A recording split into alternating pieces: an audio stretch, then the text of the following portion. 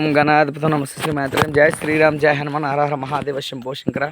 స్వాములు ఒరిస్సాలో చక్కగా పాదయాత్ర కొనసాగుతుంది. చూడండి ఎంత బాగుంది ఇక్కడ లొకేషను.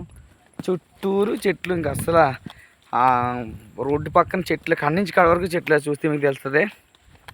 లలితాదేవి అంట మాత, మా అంతా ఆంధ్రవాళ్ళే కదా.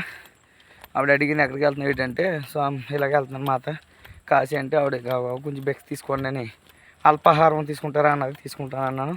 అక్కడ స్నానం చేయడం జరిగింది. ఆ లలితాదేవి అల్పాహారం పెట్టిందండి.